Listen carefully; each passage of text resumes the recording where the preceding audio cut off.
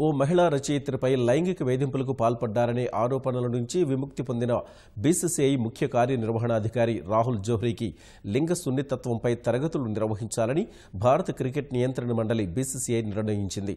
ఇందుకోసం 10 రోజుల్లో ప్రత్యేక సంస్థను ఎంపిక చేయనున్నట్లు బోర్డు పరిపాలనా కమిటీ అధ్యక్షుడు వినోద్ రాయ్ తెలిపారు. లైంగిక వేధింపుల ఆరోపణల నుంచి జోహ్రీ బయటపడ్డా ఓ సందర్భంలో ఆయన ప్రవర్తన సరిగా లేని కారణంగా దర్యాప్తు కమిటీ సభ్యురాలు వీణాగౌడ్ సిఫార్సుల మేరకు తరగతులు నిర్వహించనున్నట్లు వెల్లడించారు. జోహ్రీ ఈ తరగతులకు తప్పక హాజరు కావాల్సిందే అని ఆయన తెలిపారు. కాఫీ విత్ కరణ్ కార్యక్రమంలో భారత క్రికెటర్లు హార్దిక్ పాండ్యా, కేఎల్ రాహుల్ మహిళలపై అసభ్య వ్యాఖ్యల తర్వాత ఆటగాళ్లకు లింగ సున్నితత్వ తరగతులు నిర్వహించాలని పరిపాలనా కమిటీ ప్రతిపాదించిన నేపథ్యంలో ఆ దిశగా తాజా నిర్ణయం ముందడుగుగా భావిస్తున్నారు.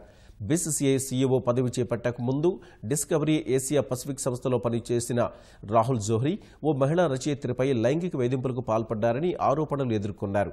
ఈ ఆరోపణలపై బీసీసీఐ పరిపాలనా కమిటీ దర్యాప్తు సంఘం ఏర్పాటు చేయగా గతేడాది నవంబర్లో ఆయన ఎలాంటి తప్పు చేయలేదని తేల్చింది.